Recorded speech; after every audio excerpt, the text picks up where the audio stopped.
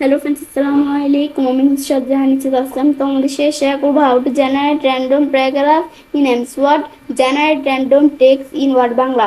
অর্থাৎ আজকে আমি তোমাদের সাথে শেয়ার করব কিভাবে আমরা আমাদের MSword এর মধ্যে random paragraph generate করতে পারি। তো কাজটা করার জন্য এটা আমরা মিনিমাইজ করি। মিনিমাইজ করার পরে এখন বিষয়টা করার জন্য আমরা কি করব? এখন আমি বিষয়টা করার জন্য আমি এখন আমাদের প্রথমে আমরা র্যান্ডম প্যারাগ্রাফ আনবো। সেজন্য আমি ইকুয়াল দিয়ে যদি আমরা র্যান্ড লিখি, লিখে আমি যদি এখন আমাদের ফার্স্ট ব্রেকে লাস্ট ব্রেকে দিয়ে এন্টার প্রেস করি, এই র্যান্ডম প্যারাগ্রাফ চলে আসছে।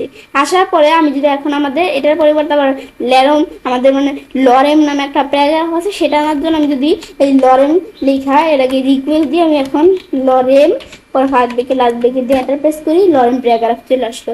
আবার আমরা এমনও করতে পারি, এ ধর আমরা এরকম দিয়ে বাস এখন এন্টার প্রেস করলে এই যেগুলো চলে আসে।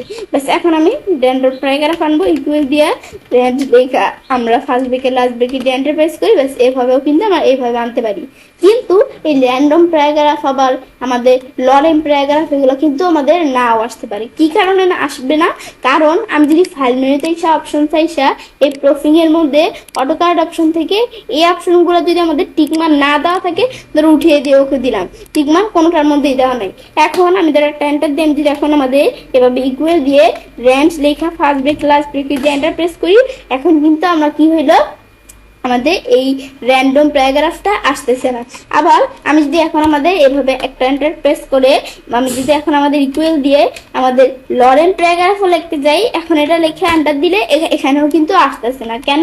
কারণ ওই অপশনগুলো আমাদের কি করা আছে, টিকমার্ক উঠানো আছে। কিন্তু আমি ফাইল মেনুতে এসে অপশন এসে আমি যদি এখন এই যে আমরা কোথায় আমরা যে প্রফিং এখানে অটোকার্ড অপশন থেকে আমাদের এগুলো দেওয়ার দরকার নেই, আমি জাস্ট এই দুইটা দিলেই হবে।